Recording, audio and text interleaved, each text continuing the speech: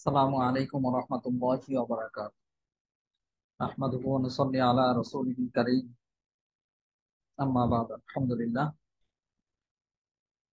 আল্লাহ তাআলার অসংখ্য শুকরিয়া, আল্লাহ তাআলার অসংখ্য মেহেরবানি যে আল্লাহ তাআলা আমাদেরকে পুনরায় দর্শন অংশগ্রহণ করার তৌফিক দান করেছেন। আলহামদুলিল্লাহ। আহ, দেশের মধ্যে বিভিন্ন ধরনের ফিতনা ফাসাদ চলছে, সমস্যা চলছে, আমরা জানি। এর মাঝেও অনলাইন বা ইন্টারনেট দীর্ঘদিন, প্রায় এক সপ্তাহ বেশি বন্ধ ছিল। তারপরেও আমরা 2 দিন ধরে, আজকে 3 দিন, 3 দিন সম্ভবত 3 দিন ধরে আমরা ক্লাস চালু রেখেছি। আমাদের ধারণা ছিল ইন্টারনেট হয়তো আরো দেরিও করতে পারে। আর দেরি করলে আমাদের আবার আহ, আজকে তো 31 তারিখ, আগামীকালকে আগস্ট মাসের 1 তারিখ। আমরা আগস্ট মাসের শেষের দিকে আহ, হয়তো 20 তারিখ বা 25 তারিখ এই সময়ের মধ্যে আপনাদের যে কোনো একটা দিন আমরা ধার্য করব, ধার্য করে পরীক্ষা নেব। সাধারণত আমাদের কওমি মাদ্রাসাগুলোতে 10-12 তারিখ থেকে পরীক্ষা শুরু হবে অনেক মাদ্রাসায়। তো পরীক্ষাটা শেষ হলেই তারপরে আমরা আপনাদের তারিখটা জানিয়ে দেবো। পরীক্ষার আগেই তারিখ ঘোষণা করা হবে, কিন্তু পরীক্ষা হবে কওমি মাদ্রাসাগুলো পরীক্ষা শেষ হওয়ার পরে। যাক, এই বিষয়ে তো একদিন দর্শে বলেছি দিনে। আর সবাই একটু তাড়াতাড়ি জয়েন হওয়ার চেষ্টা করবেন। আজকে তো ইন্টারনেট তো যতটুকু আমার জানা আছে, ইন্টারনেটের অবস্থা এখন আগের চেয়ে অনেক ভালো। ফেসবুক, হোয়াটসঅ্যাপ সবকিছু চালু করে দিয়েছে। ওইভাবে চালু না করার কারণে গত 2 দিন ক্লাস করাতে খুবই সমস্যা হয়েছে। যেহেতু হোয়াটসঅ্যাপে কম্পিউটার থেকে একটা লিংক দিলেও দেখা যায় যে ওইটা আবার পাওয়া যাচ্ছে না সহজে, বা ছাত্রদের কাছে পৌঁছতে দেরি হচ্ছে। অনেকে আবার একটা মেসেজ দিচ্ছেন, ওইটাও পৌঁছতে দেরি হচ্ছে। যাক, আলহামদুলিল্লাহ, আজকে মোটামুটি আমাদের অবস্থা ভালো, যে আমরা যে কোনো একটা মেসেজ দিলে পাচ্ছি। যাদের 2টা ক্লাস ছুটে গেছে, বিগত 2টা ক্লাস অনেকে জয়েন করতে পারেননি ইন্টারনেটের সমস্যার কারণে, তারা ইউটিউব থেকে মাদ্রাসার যে ইউটিউব চ্যানেল আছে ওইখানে গেলে আপনারা ভিডিও 2টা পেয়ে যাবেন, ক্লাসের ভিডিও 2টা দেখে নেবেন। আর আজকের থেকে যেহেতু ফেসবুক খুলে দেওয়া হয়েছে, ইনশাল্লাহ আমরা আহ আজকে তো বুধবার, আগামীকাল বৃহস্পতিবার, বৃহস্পতিবারের দিন আর তামরিন দেওয়া হবে না। শনিবার থেকে ইনশাল্লাহ আমরা তামরিনে প্রশ্ন দেওয়া যেতে পারে। আমরা আগামীকালকে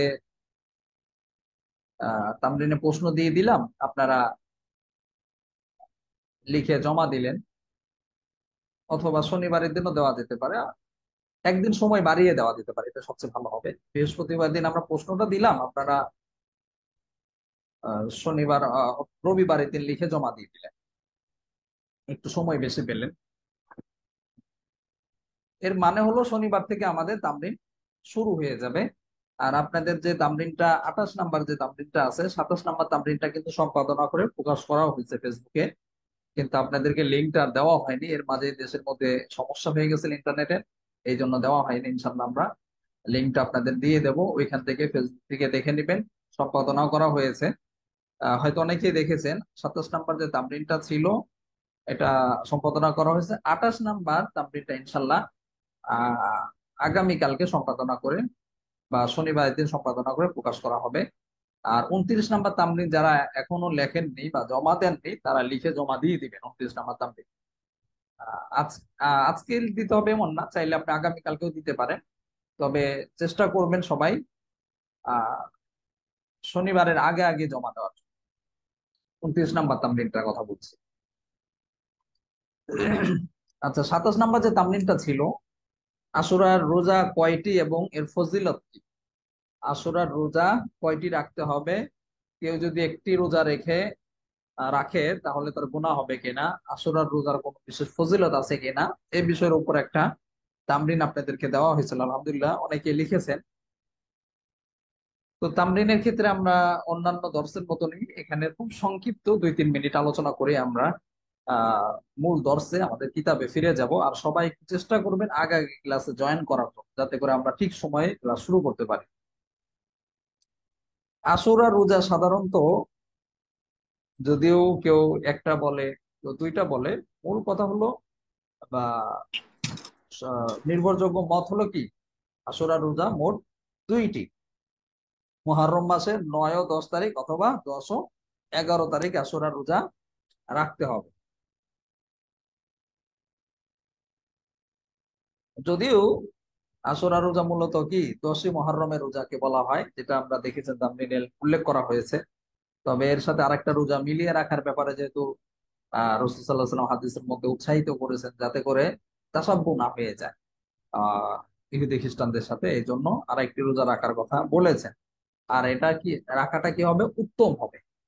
এটা রাখা জরুরি না, এটা উত্তম হবে। কেউ যদি নাও রাখে তাহলেও কি হবে না, গুনাহ হবে না। তারপরে ফজিলতটা উল্লেখ করা হয়েছে যে 1 বছরের সগীরা গুনাহ মাফ হয়ে যায়। এখানে আমরা তিনটা সম্ভবত, চারটা, পাঁচটা, পাঁচটা হাদিস উল্লেখ করা হয়েছে। সবগুলো হাদিসের মধ্যে যদি আমরা লক্ষ্য করি, এখানে আশুরার ফজিলত, আশুরার রোজার দলিল সবগুলোই চলে এসেছে।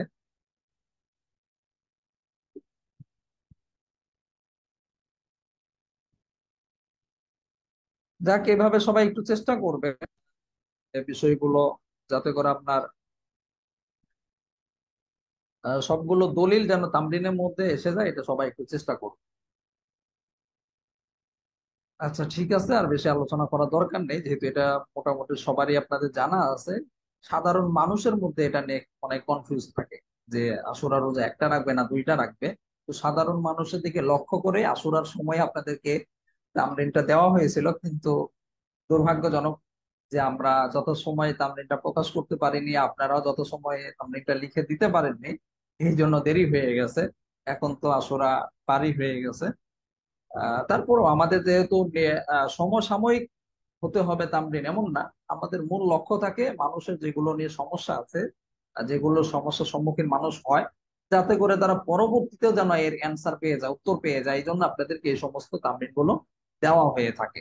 আর এখানে আরেকটা বড় বিশেষ একটা কারণ হলো, আপনাদেরকে এটার একটা গবেষণা, রিসার্চ, এটা মোতালা যেন হয়, এই জন্য বিভিন্ন বিষয়ের উপর তামরিন দেওয়া দেওয়া হয়ে থাকে। আচ্ছা, ঠিক আছে। আর আরেকটা বিষয় হলো, আপনারা জানেন, একটু আগে আপনাদেরকে বলা হয়েছে যে এই মাসের অর্থাৎ আগস্ট মাসে, এখন তো জুলাই মাস শেষ হয়ে গেল, আগস্ট মাসেই কিন্তু আপনাদের প্রথম সাময়িক পরীক্ষা হবে, এবং আমরা কাওয়াইদুল ফিক কিতাবটা ইনশাল্লাহ এই আগস্ট মাসের ভিতরেই শেষ করে পরীক্ষা নেওয়া হবে। কাওয়াইদুল ফিকের সম্পূর্ণ শুরু থেকে শেষ পর্যন্ত সম্পূর্ণটা আপনাদের সিলেবাস থাকবে। এর মধ্য থেকে সহজ সহজ কায়দাগুলো ইনশাল্লাহ আপনাদের পরীক্ষা আসবে, পেরেশানির কিছু নেই। তামরিন তো ইতিমধ্যে 27টা তামরিন সম্পাদনা করা হয়েছে, দেখি আরো কয়টা করানো যায় আপনাদের। তারপর ইনশাল্লাহ ওই কয়টা তামরিনের মধ্য থেকে আপনাদের পরীক্ষা হবে। তো সবাই চেষ্টা করবেন নিয়মিত দর্শে থাকার জন্য। আর পাশাপাশি তামরিন গুলো করার চেষ্টা করবেন। আর এখন থেকে আপনারা পরীক্ষার প্রস্তুতি নেন। পরীক্ষার প্রস্তুতি বলতে আহ পিছনে যে পড়াগুলো আপনাদের হয়েছে, বিশেষ করে কাওয়াইদুল ফিক, ফারাইজের যে পড়াগুলো আপনাদের আরেকজন উস্তাদ নিয়েছিলেন, জানেন, কাউসার আলম সাহেব, ওইটা ফারাইজের আপনাদের পরীক্ষায় আসবে না, ওটা অতিরিক্ত আমরা আপনাদের ইস্তেদাতের জন্য ক্লাস করানো হয়েছে। সামনে এই ধরনের আরো ক্লাস অন্যান্য উস্তাদও দিবেন। কিছু কিছু বিষয় আছে যেগুলো অতিরিক্ত, যেটা আমাদের মূল নেশাব না, বা আপনাদের এফতাস মূল নেশাব না, অতিরিক্ত যোগ্যতার জন্য, অতিরিক্ত জ্ঞান আহরণের জন্য আপনাদেরকে কিছু কিছু বিষয়ের উপর আমরা মুহাজারা করাবো, কিছু কিছু বিষয়ের উপর ক্লাস করানো হবে, যাতে করে আপনাদের বেশি ফায়দা হয়। সামনে ইনশাল্লাহ আমাদের নিয়ত আছে আপনাদের মহাজারার ক্ষেত্রে আমরা বাইরে থেকে ওলামায়ে কেরামও নিয়ে আসবো। আহ, আমাদের ইচ্ছা ছিল গত সপ্তাহে, এই মানে যে সপ্তাহের মধ্যে ইন্টারনেট বন্ধ ছিল, তখন আমাদের ইচ্ছা ছিল আপনাদেরকে একজন বড় মাদ্রাসা থেকে, যাত্রাবাড়ি বড় মাদ্রাসার একজন সুনামধন্য একজন ওস্তাদের মাধ্যমে একটা মহাজারা করানোর ইচ্ছা ছিল, কিন্তু দুর্ভাগ্যজনক ইন্টারনেট বন্ধ হয়ে গেছে, হয়নি। সামনে ইনশাল্লাহ আমরা বিভিন্ন দাওয়াতে উস্তাদদেরকে এনে মহাজারা করাবো, সাথে আমি নাখান্দা তো আছি ইনশাল্লাহ। আর অবশ্যই আপনারা মহাজারা উপস্থিত থাকবেন। তবে এখানে আরেকটা কথা বলে রাখি, সেটা হলো মহাজারা আপাতত বন্ধ থাকবে। এই পরীক্ষার আগ পর্যন্ত মহাজারা বন্ধ থাকবে। মহাজারার দিনও ক্লাস হবে, অর্থাৎ আপনাদের যে দর্শি যে কিতাবটা রয়েছে কাওয়াইদুল ফিকহ, এই কিতাব থেকে দর্শ হবে, যেহেতু এখন পরীক্ষাটা সন্নিকটে চলে এসেছে। যাতে করে আপনাদের সিলেবাসটা একটু শেষ হয়ে যায়, মাঝে আমরা এক সপ্তাহ মতো ক্লাস করাতে পারিনি, এই জন্য ক্লাসটা আহ ধারাবাহিকভাবে করানো হবে। আর মহাজারাটা এই কয়েকদিনের জন্য অফ থাকবে ইনশাল্লাহ। প্রথম সাময়িক পরীক্ষা শেষ হলে আবার ইনশাল্লাহ আমরা নিয়মতান্ত্রিক ভাবে প্রতি বৃহস্পতিবারে মহাজারা হবে। এবং আমাদের বাইরের থেকেও ইনশাল্লাহ আমরা উস্তাদ বিজ্ঞ ওলামায়ে কেরামকে নিয়ে এসেও বিভিন্ন সময় আপনাদেরকে বিভিন্ন টপিকের উপর, বিষয়ের উপরে দালিলিক গবেষণা ভিত্তিক বিভিন্ন বিষয়ের উপর মহাজারা অনুষ্ঠিত হবে। আগামীকালকে ইনশাল্লাহ কিতাব থেকে কিন্তু দর্শ হবে। আর সবাই যেটা বলছিলাম, পরীক্ষার প্রস্তুতি এখন থেকে শুরু করে দেবেন। কাওয়াইদুল ফিকের যে কিতাব কায়দাগুলো আপনাদের হয়েছে পিছনে, বেশি বড় যে সমস্ত কায়দা আছে এগুলো বলা হবে ইনশাল্লাহ পরীক্ষার আগে। তারপর আপনাদেরকে একটু বলছে বড় যে সমস্ত কায়দা আছে ওইগুলো পড়ার দরকার নেই। পড়ার দরকার নেই বলতে মানে ওইগুলো পরীক্ষায় আসবে না। আপনারা বিশেষভাবে গুরুত্ব দিয়ে পড়বেন ছোট ছোট যে কায়দাগুলো আছে সহজ, এগুলো পড়লে হবে। যেহেতু আপনারাও কর্মব্যস্ত, অনেক কঠিন বা জটিল বা বড় কায়দা দিলে অনেকের কঠিন হয়ে যেতে পারে। এই জন্য ছোট ছোট কায়দা ইনশাল্লাহ পরীক্ষায় আসবে। আপনারা এখন থেকে একটু একটু করে মোতালা করবেন। আর পাশাপাশি যে তামরিন গুলো করানো হয়েছে এই তামরিন গুলো মোতালা করবেন। আপনার কাজ হলো চেষ্টা করা, পারা না পারা এগুলো আপনার এখতিয়ার না। আপনার কাজ চেষ্টা করা, আপনি চেষ্টা করেন, মোতালা করেন, ইনশাল্লাহ দেখবেন পরীক্ষা খুব সহজ হয়ে গেছে। আর পরীক্ষা কিভাবে আসান হয়, কিভাবে সহজ হয়, সবাই কিভাবে পরীক্ষায় কৃতকার্য হন, এগুলোর উপর ইনশাল্লাহ বিভিন্ন সময়ে পরীক্ষার আগ মুহূর্ত আপনাদেরকে আরো দিক নির্দেশনা দেওয়া হবে। এখন আপনারা আপাতত শুধু পরীক্ষার প্রস্তুতিটা নিতে থাকেন।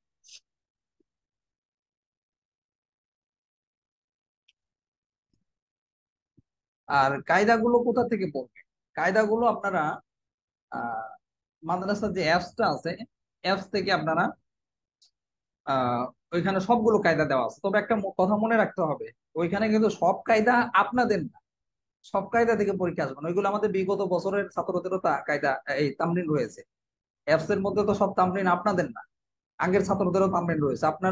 আপনাদের তামরিন শুরু হয়েছে 211 নাম্বার থেকে। 211 নাম্বার যে তামরিনটা আছে, মানে মাসালাটা আছে হাদিসের মধ্যে, ওই 211 নাম্বার থেকে আপনাদের শুরু হয়েছে, তামরিন শুরু হয়েছে। ওইখান থেকে আপনারা মোতালা করবেন। বাকিগুলো আপনাদের পরীক্ষার সিলেবাস বা আপনাদের নেশাবের মধ্যে না, ওইগুলো তো অতিরিক্ত আগের ছাত্রদের। আর চাইলে কেউ আপনারা মাদ্রাসার অ্যাপস থেকেও, মাদ্রাসার যে ফেসবুক পেজ আছে ওইখান থেকে মোতালা করতে পারেন। আর ওয়েবসাইটে ইনশাল্লাহ 5 তারিখের মধ্যে ওয়েবসাইট পরিপূর্ণ তামরিন আপনাদের সব আপলোড হয়ে যাবে।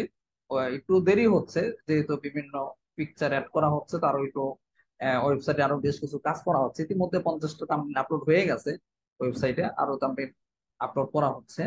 ইনশাল্লাহ 5 তারিখের মধ্যে আপনারা ওয়েবসাইটও পরিপূর্ণভাবে মাদ্রাসার যে ওয়েবসাইট আছে ওইটা আবার ব্যবহার করতে পারবেন। আর আরেকটা গুরুত্বপূর্ণ বিষয় আপনাদেরকে বারবার এলান দিয়ে বলা হচ্ছে, অনেক ছাত্র ভাইরা আছেন আলহামদুলিল্লাহ ভর্তি হয়েছে, কিন্তু একটা মাসেরও বেতন দেওয়া নেই, কোনো মাসের বেতন দেওয়া নেই খবরও। আপনাদেরকে বারবার এলান দিয়ে বলা হয়েছে, এমনকি কিছু কিছু ছাত্র ভাইদেরকে বিশেষভাবে ফোন করেও বলা হয়েছে। কেউ কেউ তো ফোন করলে ফোন রিসিভও করে না, এমনকি ফোন করলে আবার ফোন কেটে দেয়। দেখেন, আপনারা সবাই জানেন এখানে নিজ ইচ্ছায় আপনারা ভর্তি হয়েছেন, আমরা কাউকে কিন্তু জোর করিনি। হ্যাঁ, আমরা প্রচার করেছি এতটুকু। আপনারা নিজ ইচ্ছায় ভর্তি হয়েছেন, তারপরেও যদি এমন আচরণ করেন, ফোন কেটে দেন, আপনাদেরকে অ্যালার্ম দিয়ে জানানো হলে বেতন দেওয়ার জন্য, তারপরে যদি কোনো সাড়া শব্দ না দেন, তাহলে কিন্তু আমাদের নিয়ম মাফিক আমরা কিন্তু আহ যেটা আমাদের নিয়ম আছে এটা আমরা কার্যকর করতে বাধ্য হব। ইতিমধ্যে আপনারা যারা 3 মাসের বেতন বকেয়া রেখেছেন, 3 মাস হয়ে গেছে already, আগামীকালকে 4 মাস হবে, আহ তাদেরকে আগামীকালকে রিমুভ করে দেওয়া হবে, ভর্তি বাতিল করে দেওয়া হবে। এছাড়া আমাদের কোনো উপায় নেই, কারণ অনলাইনে ছাত্রদের বেতন উঠানোর জন্য এছাড়া আমাদের মানে বিকল্প কোনো পথ নেই। এই জন্য আমরা বাধ্য হয়ে তাদের ভর্তি বাতিল করতে আহ বাধ্য হব। যদি কেউ এরকম থাকেন, আপনারা যারা এখন দর্শে আছেন, অবশ্যই বেতনটা দিয়ে দিবেন। বেতন এভাবে বকেয়া রাখবেন না, প্রত্যেক মাসের বেতন প্রত্যেক মাসে দিয়ে দিবেন, তাহলে কিন্তু আপনার চাপ হবে না। আর আর যাদের বেতন 3 মাস না, দেখা যায় কারো 2 মাস, কারো 1 মাস এভাবে বাকি আছে, তারাও কিন্তু আগস্ট মাসের বেতন সহকারে, আগস্ট মাসের বেতনও সবাইকে পরিশোধ করতে হবে। পরীক্ষা যদি 25 তারিখ হয়, 22 তারিখে হয়, তাহলে পরীক্ষায় অংশগ্রহণ করতে হলে আগস্ট মাসের বেতন পরিশোধ করতে হবে। সবাই পরীক্ষার প্রত্যেক মাসের বেতন পরিশোধ করে পরীক্ষা দিতে হবে। আর আমাদের বেতনে দেওয়ার নিয়ম হলো প্রত্যেক মাসে চলতি মাসে বেতন দেওয়া, মাস শেষে বেতন দেওয়ার নিয়ম না, চলতি মাসে। অর্থাৎ যেমন আগস্ট মাস শুরু হচ্ছে, আগস্ট মাসে বেতন শুরুতে দিয়ে দিবেন, মাস শেষ হবে তারপর বেতন দিবেন এমন না, চলতি মাসে সবাই বেতন দিয়ে দিবেন। আর বেতন দেওয়ার ক্ষেত্রে ফোন করার প্রয়োজন নেই। আহ দর্শের সময় কেউ বেতন না দিলে সবচেয়ে ভালো হয়। আপনারা বেতন যদি দেনও, দিয়ে যে নাম্বার থেকে টাকা পাঠাবেন নাম্বারটা মেসেজ করে দিবেন, এতটুকু করলেই হবে। আর বেতন দেওয়ার ক্ষেত্রে অবশ্যই খেয়াল করবেন আপনি কি করছেন, সেন্ড মানি করছেন নাকি কি করছেন। অনেকে আছে রিসার্চ করে দেয়, যেমন কিছুদিন আগে এক ছাত্র ভাই রিসার্চ করে দিয়েছে। তো 500 টাকার মতো যদি আপনি রিসার্চ করে দেন, এটা কিন্তু খুব খারাপ হয়ে যায়, কারণ এত টাকা প্রয়োজন হয় না, মাদ্রাসার ক্ষতি হয়, আপনারও দেখা যায় সমস্যায় ভুগতে হয়। তো সবাই চেষ্টা করবেন বেতন দেওয়ার সময় যেন ভুল না হয়, এটা ঠিক করে বেতন দিবেন। মাদ্রাসা যেটা প্রসিদ্ধ নাম্বার, রবি নাম্বার যেটা আছে, এখানে আপনারা সেন্ড মানি অথবা সেন্ড মানি করতে হবে এই নাম্বারের মধ্যে। বিকাশ, নগদ, রকেট, এখানে সবই আছে। আর আরেকটা গ্রামীণ নাম্বার যেটা আছে মাদ্রাসা, ওই নাম্বারটায় শুধু বিকাশ মার্চেন্ট আছে, আপনাকে ওইখানে পেমেন্ট করতে হবে। আর পেমেন্ট করলেও এখানে আপনাকে বেতন 510 টাকা দিতে হবে, সেন্ড মানি করলেও 510 টাকা দিতে হবে। তবে পেমেন্ট করলে গ্রামীণ নাম্বারও এখানে আপনার যে সেন্ড মানি খরচটা লাগে 5 টাকা করে, এটা কিন্তু কাটবে না। এটা একটা বিকাশের একটা সুন্দর একটা নিয়ম। পেমেন্ট করলে আপনার কোনো সেন্ড মানি খরচটা কাটে না। তবে ক্যাশ আউট কিন্তু কাটবে অবশ্যই। এটা অনেকে বোঝে না, অনেকে মনে করে যে পেমেন্ট করলে মনে হয় উস্তাদের টাকা উঠাতে, এটা কাটবে না। আসলে সব জায়গায় পেমেন্ট ক্যাশ আউটের খরচ আছে। আপনি মার্চেন্ট নাম্বার হোক আর এটা পার্সোনাল নাম্বার হোক, কাটবেই। এই জন্য আপনাদের বেতন যেটা ধার্য করা হয়েছে ওইটাই দিবেন, 510 টাকা করে দিবেন। তারপরে 9 টাকা কাটুক, 8 টাকা কাটুক, ওইটা আমরা ম্যানেজ করে নেবো ইনশাল্লাহ। আচ্ছা, ঠিক আছে। গুরুত্বপূর্ণ কিছু কথা বলা হলো, আশা করি সবাই কথাগুলো মনে রাখবেন, খেয়াল রাখবেন। আর আরেকটা বিষয় আপনাদেরকে বলা হয়েছে যে সবাই গুরুত্বপূর্ণ লেখাগুলো একটু কপি করে গুগল কিপের মধ্যে রেখে দেবেন। ভাই খুব কষ্ট হয়, এত গুরুত্বপূর্ণ লেখাগুলো আপনাদের ভর্তির সময় দিয়ে দেওয়া হয়, কয়েকদিন পর পর এসে এক এক ছাত্ররা আবার বলে যে "হুজুর, আমাকে আবার দেন, কি হয়েছে? আমার মোবাইল হারিয়ে গেছে, কি হয়েছে? মোবাইল নষ্ট হয়ে গেছে"। ভাই আপনাকে কতবার দেওয়া যায় বলেন? এতগুলো লেখা, এতগুলো বিষয় বারবার দিলে তো নিজেদের বিরক্ত লাগে, সময় নষ্ট হয়। অথচ আপনি একবার একটু কপি করে রেখে দিলে গুগল কিপের মধ্যে, বারবার আমাদের কষ্ট দিতে হয়। এভাবে যদি আপনারা কেউ বারবার করেন, তখন কিন্তু আমরা শাস্তি দিতে বাধ্য হব, কারণ আপনাদেরকে সিস্টেম শিখিয়ে দেওয়া হচ্ছে, তারপরেও কেন এইভাবে কষ্ট দিবেন? এটা তো কোনো মানে হয় না। আর আপনারা তো সবাই ছোট না, সবাই প্রাপ্তবয়স্ক, বুদ্ধিমান, জ্ঞানী মানুষ, তাহলে এরকম ভুল কেন হবে? গুগল কিপের মধ্যে রেখে দিবেন, মোবাইল চুরি হয়ে যাক, আগুনে পুড়ে যাক, পানিতে ডুবে যাক, তারপরেও আপনি আবার অন্য একটা মোবাইল দিয়ে লগ ইন করবেন, সব লেখা চলে আসবে। এটা একটু খেয়াল রাখবেন সবাই, ইনশাল্লাহ। এটা শুধু যে মাদ্রাসার লেখাগুলো এটা না, আপনার গুরুত্বপূর্ণ মাদ্রাসার হিসাব, আপনার ব্যক্তিগত ফ্যামিলিগত সব লেখা আপনি রেখে দিতে পারেন। যখন আপনি লগ ইন করবেন সব চলে আসবে। আপনি খাতায় লিখে রাখলেন, আগুনেও পুড়ে যেতে পারে, পানিতেও ডুবে যেতে পারে, তো গুগল কিপের মধ্যে লগ ইন করে লিখে দিলে এটা সারা জীবন থেকে যাবে। যদি আপনি ডিলিট না করেন, ডিলিট করলেও আবার 7 দিন থেকে যায়। খুব সুন্দর একটা অ্যাপস গুগল কিপটা, আপনারা সবাই ব্যবহার করবেন, ওইখানে সবকিছু রেখে দেবেন। আচ্ছা দেখেন, আজকে আমরা এতদিন বেশ কিছুদিন ধরে আমরা প্রায় 8টা 10টা করে কায়দা আমরা পড়ছিলাম। আজকে আমরা 10টা কায়দা ইনশাল্লাহ পড়বো।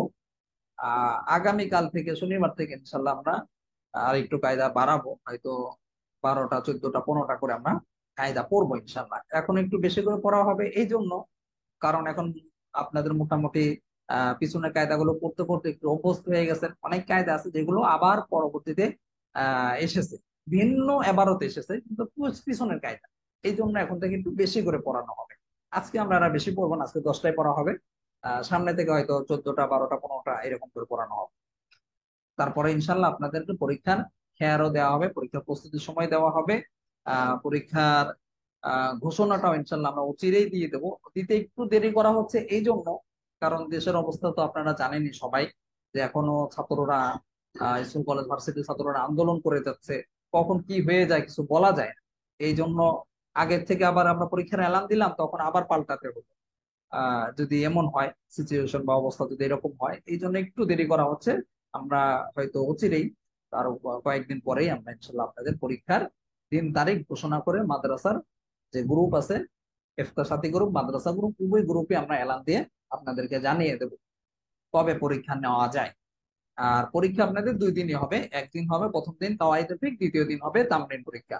2 দিন পরীক্ষা হয়ে আপনাদের প্রথম সাময়িক পরীক্ষা শেষ হয়ে যাবে। আচ্ছা দেখেন, 271 নম্বর কায়দা, গতকালকে আমরা 270 নম্বর কায়দা পর্যন্ত পড়েছিলাম, আজকে আমরা কাওয়াইদুল ফিকহের 271 নম্বর কায়দা থেকে পড়বো। আদ-দরুরাতু তুকাদ্দারু বিকদরিহা।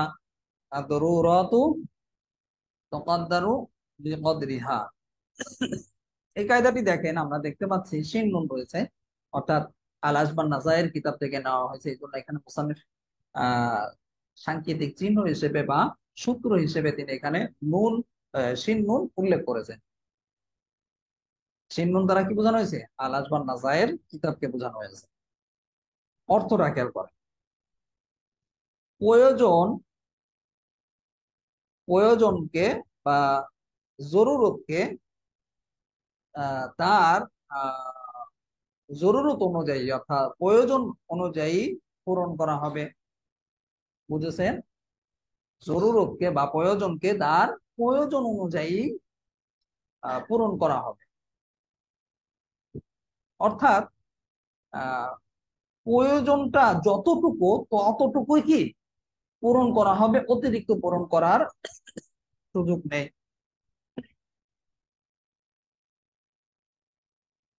এই কায়দাটি দেখেন, এটা কিন্তু নতুন কায়দা না, আমরা এর আগে 100 নাম্বার যে কায়দাটা পড়েছি ওই কায়দাটিরই কাছাকাছি কায়দা। তারপরে আরো আরো এর আগেও আরো, যেমন আমরা সম্ভবত কত নাম্বার কায়দা, 170 নাম্বার কায়দা, যেটা আমরা আগের কায়দাতে পড়েছি, ওই কায়দাটা আরো বেশ কিছু কায়দার সাথে কিছুটা মিল আছে।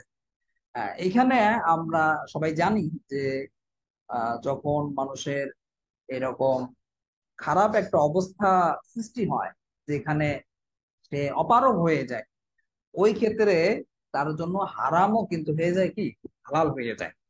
তো ওই হালাল যে হবে, যেমন একটা আপনার মৃত প্রাণীর গোস্ত খাওয়া হারাম, শুকরের গোস্ত খাওয়া হারাম, এটা একজন মুসলিম খেতে পারবে না, এটা হারাম জিনিস। কিন্তু যখন জরুরতটা হবে, এই যে কায়দার মধ্যে বলা হয়েছে জরুরত তুকাদ্দারু বিকদরিহা, জরুরতকে তার প্রয়োজন পরিমাণ পূরণ করতে হবে, অতিরিক্ত পূরণ করা যাবে না। আপনি এমন একটা স্থানে আছেন যেখানে আপনার খাওয়ার মতো হালাল কোনো খাদ্য বা খাবার বা কোনো কিছু নেই, ওই ক্ষেত্রে আপনার জন্য হারাম যদি কোনো পশু বা হারাম কোনো খাদ্যও থাকে, আপনি জীবন ধারণের জন্য, নিজের জীবনকে বাঁচানোর জন্য কতটুকু পরিমাণ আপনার জন্য জায়েজ হবে, যতটুকু আপনি খেলে আপনার আহ জীবন বাঁচবে বা আপনার কোনো ক্ষতি হবে না। তো এখানে এই কায়দাটার মধ্যে এটাই বলা হয়েছে, যতটুকু খেলে আপনার আহ জরুরত পূরণ হয়ে যাবে, প্রয়োজন পূরণ হয়ে যাবে, অর্থাৎ আপনার জীবনটা আহ ঝুঁকির মুখে ধাপিত হবে না, ততটুকু পরিমাণ আপনার জন্য জায়েজ আছে। তবে এখানে আর একটা কথা হলো,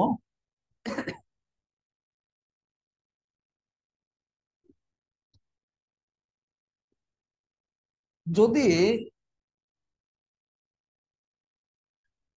আল্লাহর হকের ক্ষেত্রে হয়, যেটা আমরা ভিন্ন কায়দার মধ্যে পড়েছি, যে হকুল্লাহর ক্ষেত্রে আর হকুল ইবাদের ক্ষেত্রে ভিন্ন ভিন্ন। হকুল্লাহর ক্ষেত্রে তো আছেই, হকুল ইবাদের ক্ষেত্রে যদি আপনি অন্যের কোনো আহ মালিকানা, মানুষের কোনো মালিকানা কোনো বস্তু যদি আপনি ব্যবহার করেন, তাহলে কি, বা আপনার যদিও জরুরতের হালত, যদিও আপনার জন্য অন্যের মালিকানা বস্তু খাওয়া জায়েজ আছে, বা ওইটা আপনার জন্য আহ, ওই অবস্থা হওয়ার কারণে আপনার জন্য জায়েজ আছে, কিন্তু যখন এটা বান্দার হক হবে, ওই সময় আপনার ওই বস্তু ব্যবহারের কারণে কিন্তু আপনার জন্য তার ক্ষতিপূরণটাও পরবর্তীতে আবশ্যক হয়ে যাবে, আপনাকে ক্ষতিপূরণ আদায় করতে হবে। এখানে আরেকটি আধুনিক মাসালা এই কায়দার সাথে যুক্ত আছে, যেমন মনে করেন আহ সতরের ক্ষেত্রে, নাভি থেকে নিয়ে হাঁটু পর্যন্ত হলো পুরুষদের সতর। আর সতরের বিষয়ে আমরা অনেকে আছি যে সতরের হাদিসটা অনেকে আমরা জানি না, যে হাদিসটা সহি না গাইরে সহি, এটা নিয়ে অনেকের মধ্যে একটা সন্দেহ থাকে। এই বিষয়ের উপর সুন্দর একটা তামরিন আমাদের সাবেক ছাত্ররা করেছে, যে হাঁটু ফুলে গেলে অজু ভঙ্গ হয়ে যায় কিনা, সম্ভবত এরকম একটা শিরোনামে আমাদের একটা সাবেক ছাত্রদের তামরিন আছে, ওইখানে গেলে আপনারা এই দলিলটা পেয়ে যাবেন। মুসনাদ আহমদের মধ্যে সম্ভবত এই হাদিসটা রয়েছে যে হাঁটু থেকে নাভি পর্যন্ত হলো পুরুষের সফর। অন্য কুতুবে সিত্তার মধ্যে আপনি হাদিস পাবেন না, আমার নজরে পড়েনি যে নাভি থেকে হাঁটু পর্যন্ত সফরের কোন হাদিস আছে কিনা। মুসনাদ আহমদের মধ্যে এক সম্ভবত আছে। ও, তো ওই হাদিসটা হাসান পর্যায়ের হাদিস। আর এটাই হানাফি মাযহাবের হলো মত, যে পুরুষের জন্য সতর হলো নাভি থেকে হাঁটু পর্যন্ত। আর মহিলাদের তো সতর তো জানেনি, পরিপূর্ণ শরীরে তাদের জন্য সতর। যদিও হাতের কবজি, মুখমণ্ডল, পায়ের পাতা এগুলো তো আহ, খোলার এখতিয়ার আছে, ওটা সতরের বাইরে, মাহরামদের সামনে। বাইরে মাহরামের ক্ষেত্রে ভিন্ন কথা। তো এখানে এই এই কায়দার মধ্যে এটাও একটা আমরা কায়দার মেসাল হিসেবে ব্যবহার করতে পারি। সেটা হলো একজন ডাক্তারের জন্য যদি চিকিৎসার জন্য প্রয়োজনে কারো যদি সতর খুলতে হয় বা সতরের ভিতরে কোনো অংশ দেখতে হয়, তাহলেও তিনি ওই অংশ দেখতে পারবেন বা ওই অংশ আহ আহ, অনাবৃত করতে পারবেন। কিন্তু এখানে ওই যে কায়দাটা ফিট করতে হবে যে আদরুরতু তুকদ্দারু বিকদরিহা, যতটুক পরিমাণ তার জন্য খোলা জরুরত, মানে যতটুকু না খুললে ডাক্তার তাকে চিকিৎসা দিতে পারবে না, ততটুকু পরিমাণে তার খোলা জায়েজ হবে। এর চেয়ে বাইরে গিয়ে একবার সব খুলে ফেলবে, এটা না জায়েজ হবে।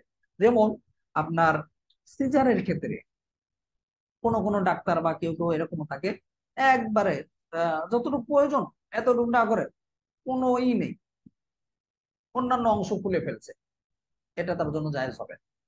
আর এই জন্যই আপনারা যারা, আমরা যেহেতু উলামায়ে কেরাম, সিজারের সময় সবাই চেষ্টা করবেন আহ আগেই কথা বলে নেবেন যে আমার আমার ওয়াইফ পর্দা করে, সে কোন গায়ে মাহরামের সামনে যায় না, তো এই বিষয়টা যেন লক্ষ্য রাখা হয়। আর চেষ্টা করবেন মহিলা ডাক্তারদের দিয়ে সিজার করানো, যেখানে ব্যবস্থা আছে ওইখানে কথা বলে রাখবেন আগের থেকে যদি সিজার প্রয়োজন হয়।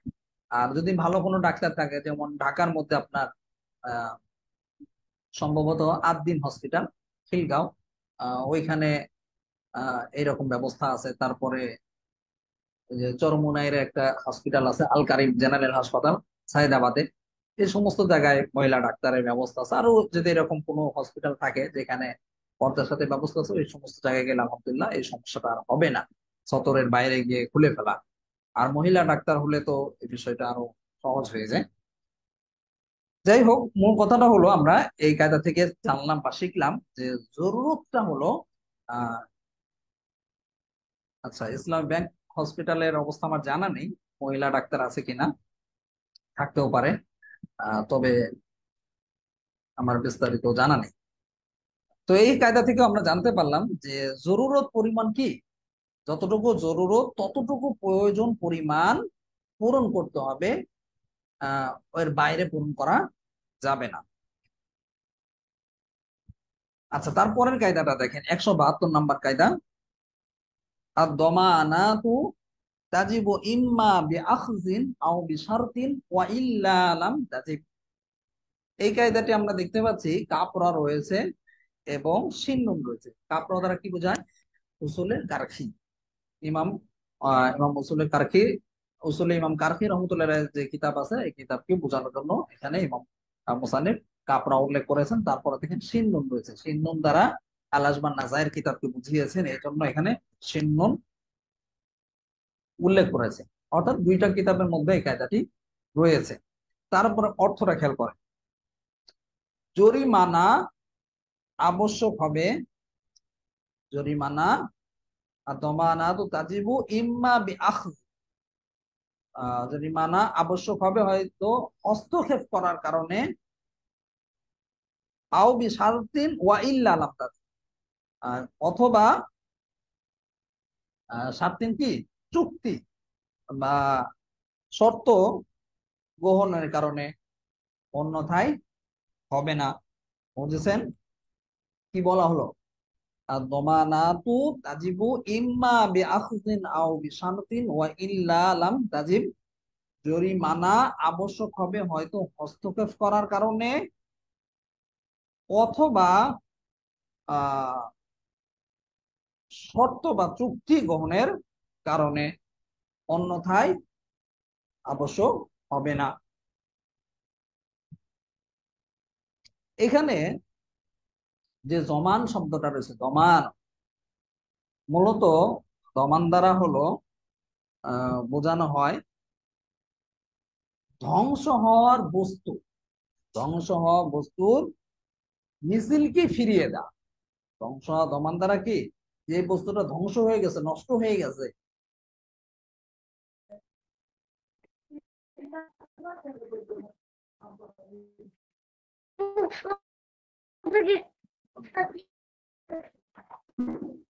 নেটওয়ার্কের একটু সমস্যা হয়েছিল হঠাৎ করে, এই জন্য বন্ধ হয়ে গেছিল, এখন আবার ঠিক হয়েছে। আচ্ছা দেখেন, আমরা 172 নম্বর কায়দা পড়ছিলাম যে জরিমানা কি। জরিমানা হলো বা জমান হলো যেই বস্তুটা ধ্বংস হয়ে গেছে বা নষ্ট করে ফেলেছে, ওই বস্তুটাই বা হুবহু ওই বস্তুটাই বা তার মতো বস্তুটাকেই বাইরে লেগে না ওই পোস্টারে লেগে নেই নিচে পড়তেছে মনে হয়। لا إله إلا أنت سبحانك إني كنت আচ্ছা, একটু নেটের কি বলবো আর, ওয়াইফাই তারপর সমস্যা করছে। এমনি তো দেখা যাচ্ছে পুরা স্পষ্ট ওয়াইফাই আছে, তারপরেও কি জন্য যেমন হচ্ছে। নেট প্রচুর সমস্যা যায়। আচ্ছা দেখেন, একটু তাড়াতাড়ি শেষ করে দিই, সমস্যা করলে বারবার করে। এখানে আমরা এই কায়দার মধ্যে 172 নম্বর কায়দার মধ্যে কি পড়লাম, যে জরিমানা বা জমান আবশ্যক হবে হস্তক্ষেপের কারণে। তাজিবু ইম্মা বিআখ, কি হস্তক্ষেপের কারণে, ও বিশারতিন, হয়তো কোনো শর্ত বা চুক্তির কারণে, ওয়াইল্লা লাম তাজিব, অন্যথায় কি হবে না, জরিমানা আবশ্যক হবে না। দেখেন এখানে উদাহরণ হিসেবে আহ যেমন হাসিয়াতে আছে যে হস্তক্ষেপের কারণে কিভাবে, আহ যেমন আপনি কারো মাল কি করলেন অবৈধভাবে, বা তার সম্মতি ছাড়া নিলেন, চুরি করলেন বা ছিনতাই করলেন, এই কারণেও, ছিনতাই করার কারণে আপনার জন্য ওই হুবহু মালটাই ফেরত দেওয়া আবশ্যক হবে। যদি ওই আহ মিছিলটা বা ওই জিনিসটাই যদি না যা পাওয়া যায়, তাহলে এক্ষেত্রে তার সমমূল্য ফেরত দিতে হবে, এটা আবশ্যক হবে। এটা হলো হস্তক্ষেপ করার কারণে। এমনি ভাবে যদি আও বিশারতিন, যদি কোনো আহ চুক্তির কারণে বা সন্ধির কারণে বা শর্তের কারণে যদি হয়, যেমন আপনার ইসের ক্ষেত্রে, ক্রয় বিক্রয়ের ক্ষেত্রে হলো, অথবা আহ কি বলে এটাকে, বন্ধকের কারণে কোন একটা জিনিস বন্ধক রাখা হলো, তার পরবর্তীতে তার জন্য এটা কি আবার ফেরত দেওয়া আবশ্যক হয়ে যাবে। যদি এখানে আহ এমন হয় যে সে জিনিসটা নষ্ট করে ফেললো, ব্যবহার করে ফেললো, তাহলে তার জন্য কি, তার সমমূল্য বা ওই জিনিসটাই তার জন্য ফেরত দেওয়া আবশ্যক হবে বা জরিমানা দিতে হবে।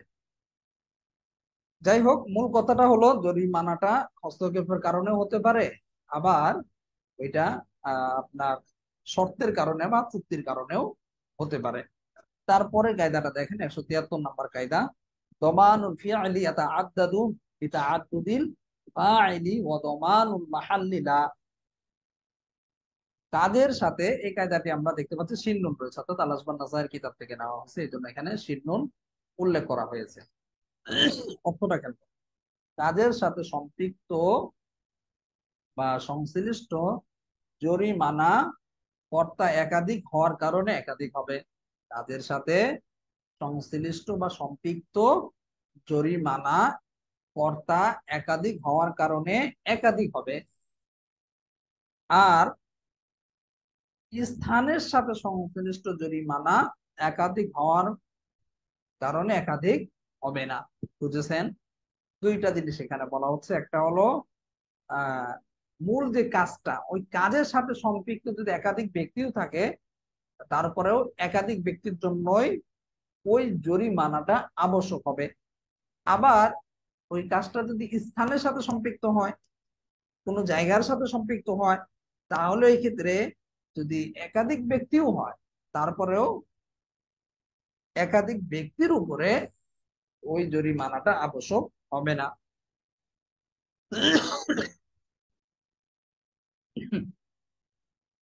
যেমন এখানে দেখেন যে মেসালগুলো আছে, যেমন একটা প্রথমে যে মেসালটা দেওয়া হয়েছে,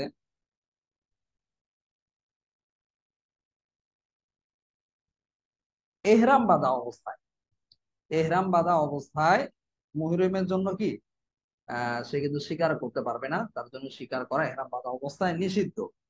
এখন নিষিদ্ধ হওয়া সত্ত্বেও যদি দুইজন মিলে বা কয়েকজন মিলে যদি কোন একটা পশুকে যদি শিকার করে, তাহলে কি সকলের উপরই, যারা যারা এই শিকারে অংশগ্রহণ করেছে সকলের উপরই আলাদা আলাদা ভাবে তাদের ওই জরিমানাটা ওয়াজিব হবে, আবশ্যক হবে।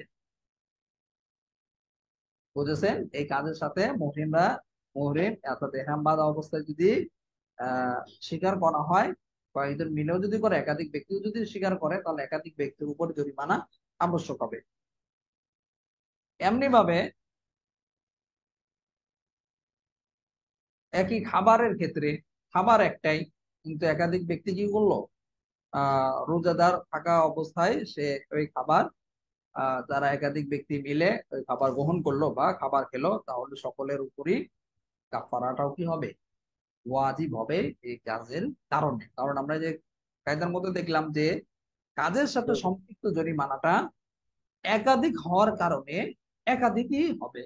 একাধিক ব্যক্তি যেহেতু করেছে কাজটা, এই কাজ কারণে একাধিক ব্যক্তির উপরে জরিমানাটা আবশ্যক হবে। আর যদি স্থানের সাথে সম্পৃক্ত হয়, অর্থাৎ জায়গার সাথে যদি সম্পৃক্ত হয়, তাহলে একাধিক হওয়ার কারণে কি হবে, যদি একাধিক ব্যক্তিও যদি হয়, তারপরও একাধিক ব্যক্তির উপর জরিমানা আবশ্যক হবে না। যেমন আপনার দুই বা একাধিক ব্যক্তি মিলে যদি, যেটা দেখেন কায়দার মধ্যে আছে যে হারামের মধ্যে যদি, হারাম এলাকায় যদি পশু শিকার করে, তাহলে সকলেরও কি একই একটা পানি যদি ক্ষতিপূরণ আদায় করে, তাহলে এটাই তাদের জন্য জায়েজ হয়ে যাবে বা তাদের জন্য হয়ে যাবে, এটাই তাদের জন্য আবশ্যক হবে। যে একটা পানি সবাই মিলে যদি হারাম এলাকায় শিকার করে, তাহলে ওইটাই ক্ষতিপূরণ দিতে হবে। একাধিক বা প্রত্যেকের জন্য আলাদা আলাদা ক্ষতিপূরণ আবশ্যক হবে না। কি জন্য হবে না? কারণে যে আমরা কায়দার মধ্যে পড়লাম যে স্থানের সাথে যদি সম্পৃক্ত হয়, তাহলে জরিমানাটা একাধিক হবে না। আর যদি কাজের সাথে সম্পৃক্ত হয়, যেটা স্থানের সাথে জরুরি আহ না, মানে যুক্ত না, যেমন আমরা রোজার ক্ষেত্রে দেখলাম, ওইখানে একাধিক ব্যক্তি হলে একাধিক ব্যক্তির উপরে কি হবে, জরিমানাটা আবশ্যক হবে। এরপরে কায়দাটা দেখেন, 174 নম্বর কায়দা, আয-যাহিরু ইয়াদফাউল ইসতিহকাক ওয়ালা ইউজিবুল ইসতিহকাক। এই কায়দাটা আমরা দেখতে পাচ্ছি কাপড়া রয়েছে, অর্থাৎ উসুল ইমাম কারখি রহমাতুল্লাহ কিতাব থেকে নেওয়া হয়েছে, এই জন্য কাপড়া উল্লেখ করা হয়েছে। অর্থটা খেয়াল করে, বাহ্যিক অবস্থা অন্যের হকদার হওয়াকে প্রতিহত করে। বাহ্যিক অবস্থা অন্যের হকদার হওয়াকে প্রতিহত করে, কিন্তু বাহ্যিক অবস্থাধারীর জন্য হকদার হওয়াকে আবার আবশ্যক করে না। বুঝেছেন সবাই? বাহ্যিক অবস্থা অন্যের হকদার হওয়াকে প্রতিহত করে। যাহিরু ইয়াদফুল ইসতিহকাক ওয়ালা ইউজিবুল ইসতিহকাক। বাহ্যিক অবস্থার দ্বারা একজনের হকদার হওয়াকে অন্য আরেকজন হকদার হবে, এটা প্রতিহত করবে, ঠিক আছে, কিন্তু দ্বিতীয় আরেকটা বিষয় হলো ওয়ালা ইউজিবুল ইসতিহকাক, কিন্তু বাহ্যিক অবস্থার কারণেই তার জন্য আবার ওই হকটা আবশ্যক হবে না, তার জন্য ওয়ালা ইউজিব কি হবে না, ওয়াজিব হবে না, আবশ্যক হবে। এখন দেখেন এই কায়দাটা কিন্তু নতুন কায়দা না, পুরোনো কায়দা, আমরা পিছনে পড়ে এসেছি, একটু ভিন্ন আবার এসেছে, এটাই হলো নতুন কথা। যেমন আমরা 65 নাম্বার কায়দা, 66 নাম্বার কায়দা, এগুলো পড়ে এসেছি যে বাহ্যিক অবস্থায় যদি দেখা যায় যে, আমরা এর আগে মেসাল দিয়েছিলাম, একটা ঘড়ির মেসাল দিয়েছিলাম সম্ভবত, যে একটা ঘড়ি একজনের হাতে আছে, তা বাহ্যিক ভাবে কি মনে হবে যে ঘড়িটা সেই মালিক, তার কাছে যেহেতু রয়েছে। এখন অন্য একজন এসে যদি দাবি করে যে না ঘড়িটা তো আমার, সে কি দাবি করলো ঘড়িটা আমার, তাহলে এই ক্ষেত্রে দাবি করার কারণে সে কিন্তু ঘড়ির মালিক হয়ে যাবে না। আবার যার কাছে ঘড়িটা রয়েছে, এই বাহ্যিক অবস্থায় তার কাছে রয়েছে মানে যে সে প্রকৃত মালিক, এটাও কি তার জন্য আবশ্যক করবে না। এটাই মূলত এখানে বলা হচ্ছে কায়দার। আমরা তো ভিন্ন কায়দার মধ্যে পড়ে এসেছি। বাহ্যিক অবস্থায় যার কাছে থাকবে, তার কাছে যদি কেউ এসে দাবি করে আহ, যে না আমার জিনিসটার মালিক আমি, তাহলে যে দাবি করলো তাকে অবশ্যই এটার প্রমাণ হাজির করতে হবে। যদি সে প্রমাণ হাজির করতে ব্যর্থ হয়, যদি আহ, প্রমাণ বা দলিল উপস্থাপন করতে ব্যর্থ হয়, সেই ক্ষেত্রে যে মালিক বাহ্যিক অবস্থা যার কাছে রয়েছে ওই জিনিসটা বা ওই বস্তুটা, ওই ক্ষেত্রে সে কসম করতে হবে। কসম করলেই ওই বস্তুটা তার বলে গণ্য করা হবে। বুঝেছেন? এমনি ভাবে এটা যে কোনো জিনিসের ক্ষেত্রে হতে পারে। যাই হোক, এটা পুরনো কায়দা, নতুন কোনো কায়দা না। তারপরে কায়দাটা দেখেন, 175 নম্বর কায়দা। আল আদাতু তুজআলু হুকমান ইদা লাম ইউজাদিত তাসরিহু বিখিলাফি। এই কায়দাটা আমরা দেখতে পাচ্ছি সিনিয়র সিয়ারে কাবির নামক কিতাব থেকে নেওয়া হয়েছে, এই জন্য এখানে সিনিয়র উল্লেখ করা হয়েছে। অর্থটা খেয়াল করে, সামাজিক প্রচলনের বিপরীতে, সামাজিক প্রচলনের বিপরীতে স্পষ্ট বর্ণনা না পাওয়া গেলে প্রচলনকেই হুকুম মনে করা হবে। বুঝেছেন? সামাজিক প্রচলনের বিপরীতে স্পষ্ট বর্ণনা না পাওয়া গেলে প্রচলনকেই হুকুম মনে করা হবে। দেখেন, এই কায়দাটাও নতুন কোনো কায়দা না, পুরনো কায়দাই, একটু এবারতের মধ্যে ভিন্নতা এসেছে, অর্থাৎ উর্ফ সম্পর্কিত কায়দা। যে কোনো একটা আহ উর্ফের বিষয় যদি বিপরীতে, যদি কোনো নস না থাকে, কোরআন হাদিসের মধ্যে স্পষ্টভাবে দলিল না থাকে, ওই ক্ষেত্রে যে উর্ফটা রয়েছে, উর্ফটা যদি যেহেতু দলিল নেই আর দলে কোনো কোরআন হাদিসের নসের সাথে সাংঘর্ষিক নয়, তাহলে এই ক্ষেত্রে ওই প্রচলনটা গ্রহণযোগ্য হবে। অর্থাৎ ওই প্রচলনটাকে যদিও নস নেই বা নস বিরোধী না, কিন্তু প্রচলন রয়েছে, ওই ক্ষেত্রে ওই প্রচলনটাই সামাজিক উর্ফটাকে, সামাজিক প্রচলনটাকে মনে করা হবে যে কেমন যেন এটা নস দ্বারাই প্রমাণিত, দ্বারাই বা হাদিস দ্বারা প্রমাণিত। কোরআন হাদিস দ্বারা প্রমাণিত হলে যেমন ওই কাজটা ওইটা যদি সামাজিক উর্ফের মাধ্যমে হয়, ওই ক্ষেত্রেও ওইটা কিন্তু আপনার কি হবে, আবশ্যক হবে। বুঝেছেন? এখন আমরা এর আগে আপনাদেরকে মেসাল দিয়েছিলাম কাছাকাছি, যে আমাদের দেশে বিভিন্ন কলকারখানাতে, মাদ্রাসা, মসজিদে সাধারণত বেতন দেওয়া হয় কিভাবে? শেষে দেওয়া হয়। মাস শেষে বেতনটা নেওয়া নস বিরোধী না, নসের সাথে সাংঘর্ষিক না। আবার এটা যেহেতু সামাজিক, তো এই ক্ষেত্রে যে ব্যক্তি রয়েছে, যে চাকরিজীবী, তার জন্য কি ওই উর্ফটা মানা তার জন্য আবশ্যক হয়ে যাবে। তবে এখানে একটা কথা আছে, যদি কোনো ব্যক্তি বা কোনো শ্রমিক বা কোনো কোনো কর্মচারী আহ যদি কোনো কর্মচারী আলাদাভাবে চুক্তি করে নেয় যে আমাকে প্রতিদিনের পারিশ্রমিক, প্রতিদিনের মজুরি প্রতিদিনই দিতে হবে, তাহলে এক্ষেত্রে কি হবে না, যে উর্ফটা রয়েছে, যে প্রচলনটা রয়েছে, এই প্রচলনটার বক্তব্য হবে না। তখন উর্ফের যে বিপরীত, অর্থাৎ প্রতিদিনে তার পারিশ্রমিক দিতে হবে, মজুরি দিতে হবে, এটাই তার জন্য আহ গ্রহণযোগ্য হবে, যদি আলাদাভাবে সে চুক্তি করে নেয়। বুঝেছেন সবাই? আচ্ছা, পরের কায়দাটা দেখেন, 176 নম্বর কায়দা। আল আদাতু মুহকিমা। আল আদাতু মুহকিমা। এই কায়দাটি আমরা দেখতে পাচ্ছি শিন্নুন রয়েছে, এটাও কি আল আজমান নাজার কিতাব থেকে নেওয়া হয়েছে, এই জন্য এখানে আমরা শিন্নুন উল্লেখ করা দেখতে পাচ্ছি। এই কায়দাটি উর্ফ সম্পর্কিত, অর্থাৎ সামাজিক প্রচলন সম্পর্কে। অর্থটা খেয়াল করেন, আল আদাতু মুহকিমা, সামাজিক প্রচলন ফয়সালাকারী বিষয়। সামাজিক প্রচলনটা কি বা উর্ফটা কি? ফয়সালাকারী বিষয়। ফয়সালাকারী বিষয় যেটা একটু আগে যেটা বললাম, যে শরীয়তের দ্বারা যদি কোনো একটা হুকুম যদি সাবেত হয়, ওইটা যেমন ভাবে মানুষের জন্য মানা আবশ্যক হয়ে যাবে, ঠিক একইভাবে কি সামাজিক প্রচলনটাও মানুষের জন্য মানা আবশ্যক হবে। কখন? যখন নসের বিরোধী না হবে, নসের সাথে সাংঘর্ষিক না হবে। আহ এখানে আমরা সহজভাবে বুঝতে পারি, একটু আগে আমরা যে উদাহরণটা আপনাদেরকে দিলাম, যে সামাজিক ভাবে আমাদের দেশের মধ্যে বেতন দেওয়া হয় মাস শেষে, অর্থাৎ 30 দিন হয়ে গেলে।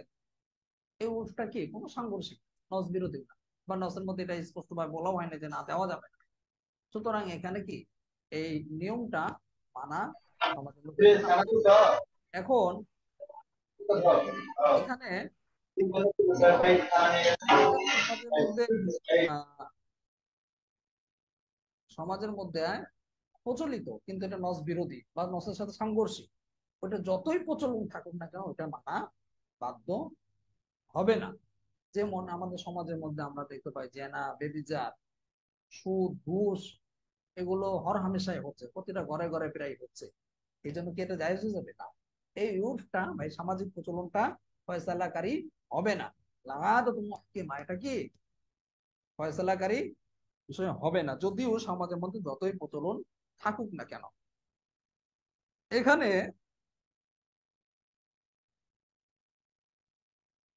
একটা বিষয় নিয়ে লম্বা একটা আলোচনা বিভিন্ন ওলামায়ে কেরাম করে থাকেন, সেটা হলো আহ সামাজিক প্রচলন ছিল, যেমন আপনারা হাদিসের মধ্যে দেখতে পাবেন যে কোরআন শিক্ষা দিয়ে কোনো পারিশ্রমিক নেওয়া যাবে না। হাদিসের দ্বারা, তারপরে কোরআন আয়াত দ্বারা সমান বলেই, আরো বিভিন্ন আহ হাদিসের আলোকে আমরা দেখতে পাই যে রাসূল সাল্লাল্লাহু আলাইহি ওয়াসাল্লাম নিষেধ করেছে। তো এই ক্ষেত্রে একটা বিষয় মনে রাখতে হবে, যে সামাজিক উর্ফটা অনেক গুরুত্বপূর্ণ। সামাজিক উর্ফের দিকে লক্ষ্য করে রাসূল সাল্লাল্লাহু আলাইহি ওয়াসাল্লাম এই বিধান দিয়েছিলেন। আল্লাহ তাআলা আহ ওই সময় রাসূল সাল্লাল্লাহু আলাইহি ওয়াসাল্লামের মাধ্যমে এই বিধানটা কার্যকর করেছে, যখন সামাজিক উর্ফ ওইটা ছিল। যেমন একটু খুলে বলি, রাসূল সাল্লাল্লাহু আলাইহি সাল্লামের যুগে রাষ্ট্রীয় ভাবে ইমামদেরকে বা যারা রাষ্ট্র পরিচালনায় বিভিন্ন কাজে ব্যস্ত তাদেরকে পারিশ্রমিক দেওয়া হতো। আচ্ছা, ওমর আলী ভাই, আপনি আনমিউট করছেন আর আপনার এখান থেকে আওয়াজ আছে। আপনি মেহরবানি করে মোবাইল না ধরলে ভালো হয়, অথবা বারবার বন্ধ করতে হচ্ছে, বারবার আমাদের সময় নষ্ট হচ্ছে। তো রাসূল সাল্লাল্লাহু আলাইহি সাল্লামের সময় বা দিন আমরা পরবর্তীতে দেখতে পাই খলিফারা ইমামদেরকে বেতন দিতেন, বা কেউ যদি ইসলামী বিভিন্ন খেদমতের সাথে যুক্ত থাকতেন তাদেরকে তা পারিশ্রমিক দেওয়া হতো। কিন্তু পরবর্তীতে এমন হলো যে রাষ্ট্রপ্রধানরা আর ওই রকম ইসলামী ঘরানা থাকেন নাই, যদিও মুসলিম, নামটা হচ্ছে মুসলিম, কিন্তু কোরআন শিক্ষাকে বিস্তার করার জন্য তাদের কোনো ভূমিকা ছিল। এই জন্য উলামায়ে মুতাআখিরিন কোরআন শিক্ষা দেওয়ার আহ ব্যাপারে তারা কোরআন শিক্ষা দিয়ে পারিশ্রমিক গ্রহণ করাকে তারা জায়েজ দোয়া দিয়েছে। তো এখানে একটা বিষয় একটু আমি আলোচনা করি, তারপরে পরে কায়দাতে আমরা চলে যাব। সেটা হলো মাদ্রাসায় শিক্ষকতা করে আমরা সবাই টাকা নেওয়াকে জায়েজ বলছি।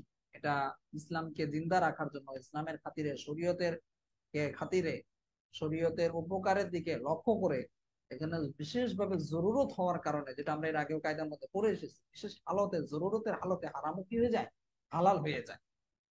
তো বিশেষ জরুরতের কারণে ইসলামকে টিকিয়ে রাখার জন্য মাদ্রাসা ব্যবস্থা কোনা বা মাদ্রাসার সিস্টেম চালু করা হয়েছে, পাশাপাশি বেতনের ব্যবস্থা করা হয়েছে। উলামা মুতাআখিরিন এই বিষয়ে সবাই একমত যে নেওয়া জায়েজ।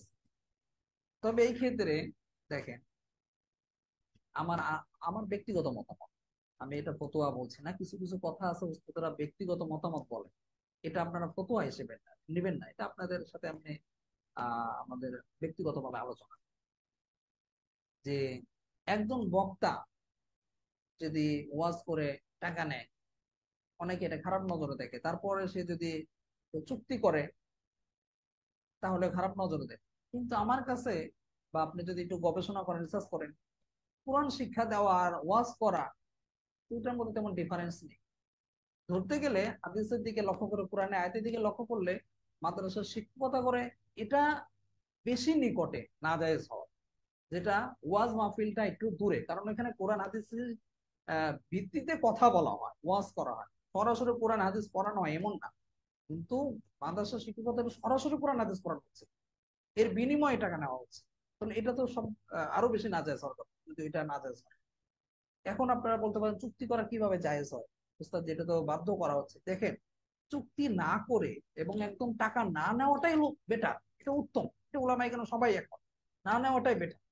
কারণ কেউ যদি নিতে পারে নেয়, এটা না জায়েজ কেউ বলে না, সবাই বলে যে নেওয়া জায়েজ আছে, তবে চুক্তি করাটা নিয়ে ইখতিলাফটা অনেক বেশি।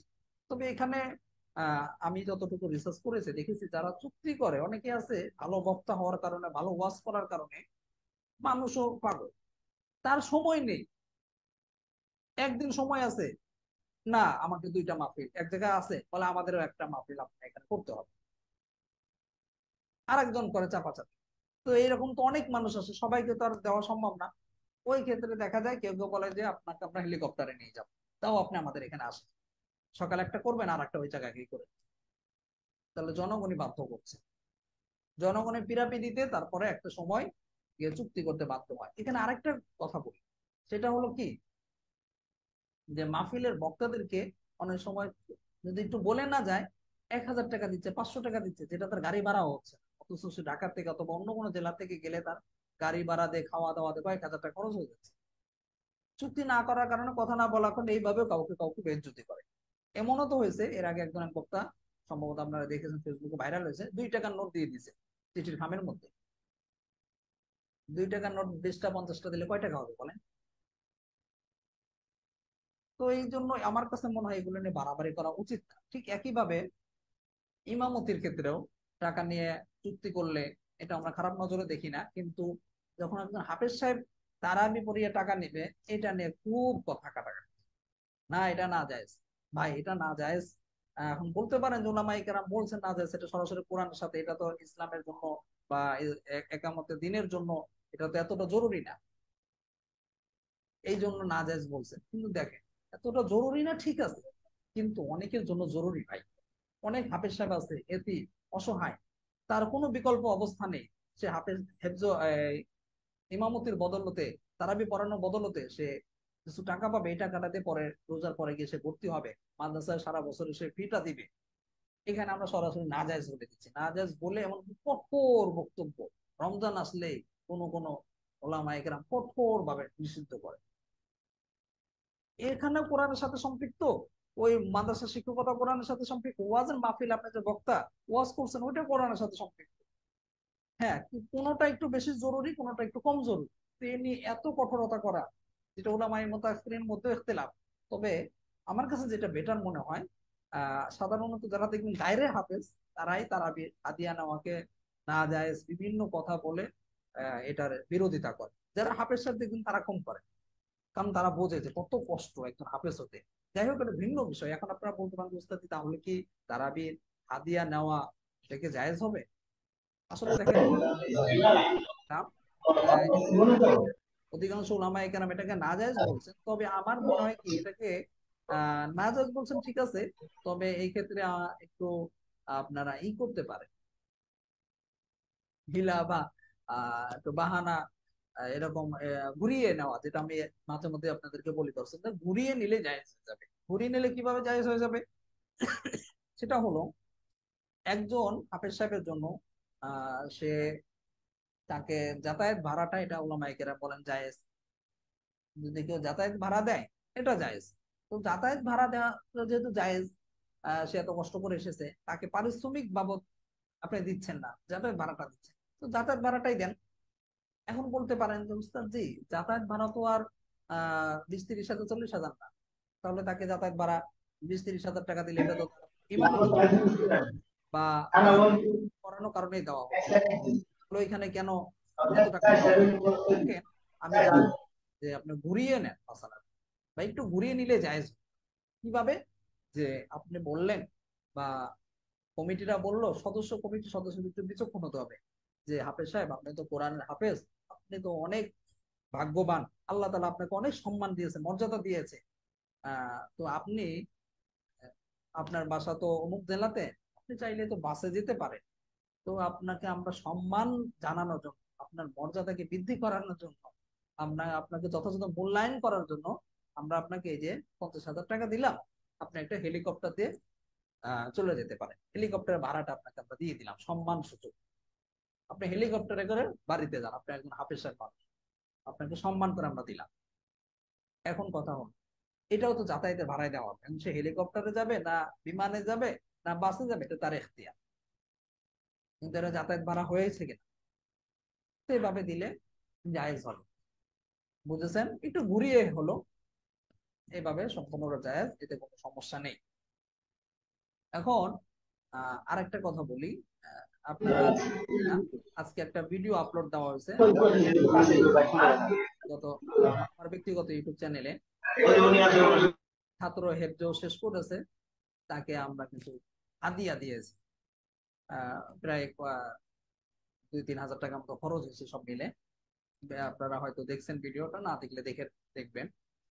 ওইখানে আমরা হাদিয়া দিয়েছি। তো এইভাবে কেউ চাইলে হাদিয়া দিতে পারে, তবে তারাবির জন্য সরাসরি হাদিয়া দেওয়াটাকে ওলামায়ে কেরাম এখনো অধিকাংশ ওলামায়ে কেরাম নাজায়েজ বলেন। তবে আমার এই মতামতটা হলো, একটু ঘুরিয়ে হলেও এটাকে সরাসরি নাজায়েজ না বলে অনেক ছাত্রদের জন্য অনেক সুবিধা হয়।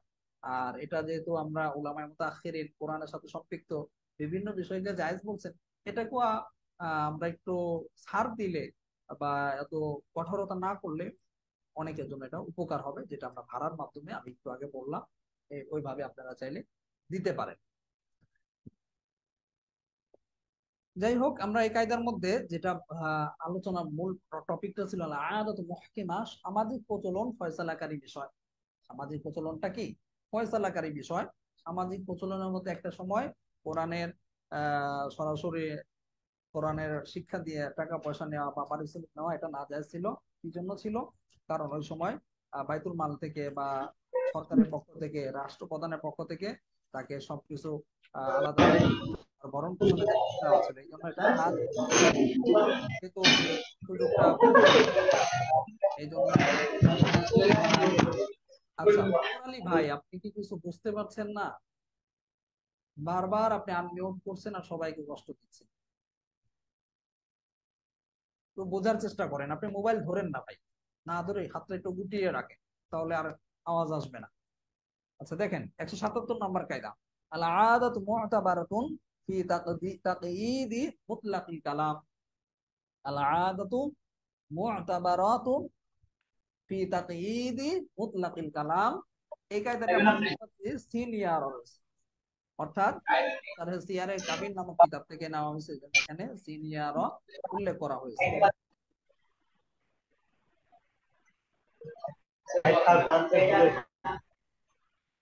না, ওনার সাথে পারা যাচ্ছে না। কি বুঝলাম?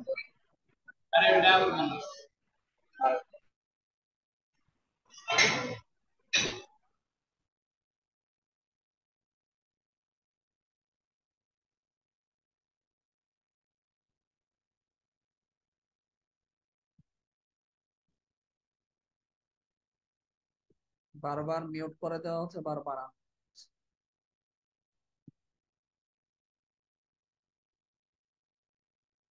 আচ্ছা দেখেন, আল আদাতু মু'তাবারাতুন ফি তাকয়ীদি মুতলাকিল কালাম, শর্তহীন কথাকে শর্তযুক্ত করার ক্ষেত্রে সামাজিক প্রচলন গ্রহণযোগ্য। কি বলা হলো?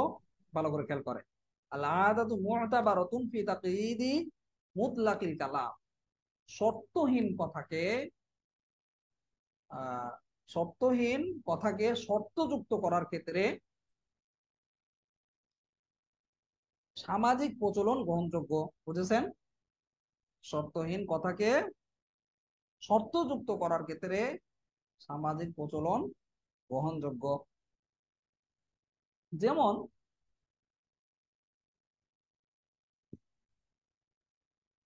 কিছু কিছু সামাজিক উর্ফ আছে এখানে। আহ যেমন এখানে দেখেন মেসাল দেওয়া হয়েছে যে মুসাফিরদের জন্য বা আহ, যারা কোন একটা হোটেল ভাড়া নিল, তো তারা যখন ওইখানে মাল সামানা রাখবে, তারপর ওইখানে যে সমস্ত বস্তু রয়েছে, খাট রয়েছে, ফ্যান রয়েছে, আরো যা যা রয়েছে, সবগুলো কি তার জন্য ব্যবহার করা এখতিয়ার হয়ে যাবে। এটা সামাজিক প্রচলন। এখানে যা থাকবে সে ভাড়া নিলে তার সবকিছুই কি ব্যবহার করার অধিকার সে লাভ করবে। কিন্তু এর বাইরে গিয়ে যেটা সামাজিক উর্ফের মধ্যে নেই, সামাজিক প্রচলনের মধ্যে নেই, এমন যদি কোনো কর্ম সে শুরু করে দেয়, এমন যদি কোনো কাজ শুরু করে দেয়, তাহলে ওই কাজটা কি গ্রহণযোগ্য হবে না। অর্থাৎ যেটা আমরা কায়দার মধ্যে দেখলাম, শর্তহীন কথা কে শর্তযুক্ত করার ক্ষেত্রে সামাজিক প্রচলন বদ্ধ। এটা শর্তর মধ্যে নেই ঠিক আছে, কিন্তু তারপরে এটা কি শর্তযুক্ত হয়ে যাবে সামাজিক প্রচলনের কারণে। যেমন এখানে বলা হয়েছে যে কেউ ওই ধরনের মুসাফির খানার মধ্যে বা হোটেলের মধ্যে এখন সে রুম ভাড়া করে নিয়ে, যেহেতু সে রুমটা ভাড়া করে নিয়েছে, মনে করছে এটা তার ভাড়া করেইছে, এখন সে এখানে কামারের কাজ শুরু করে দিল, তাহলে এটা কি তার জন্য জায়েজ হবে। কি জন্য জায়েজ হবে না? কারণ এটা উর্ফের বিপরীত। এখানে কামারের কাজ করার জায়গা না, এখানে আপনি শুধু স্বাভাবিকভাবে আপনার এখানে অবস্থান করাটা আপনার জন্য, বা এখানে যে বস্তুগুলো আছে, খাট আছে, ফ্যান আছে, আর ইত্যাদি যেগুলো আছে, এগুলো আপনি ব্যবহার করতে পারবেন। যদিও এখানে শর্ত যুক্ত করা হয় না, এটা শর্তহীন বিষয়, তারপরও আপনার জন্য এগুলো ব্যবহার করা যাবে। সাথে সাথে আপনি আপনার জন্য যেটা শর্তযুক্ত নয়, যেমন কামারের কাজ, তারপর আপনি কামারের কাজটা আপনি এখানে করতে পারবেন না, কারণ এটা সামাজিক উর্ফের মধ্যে নেই।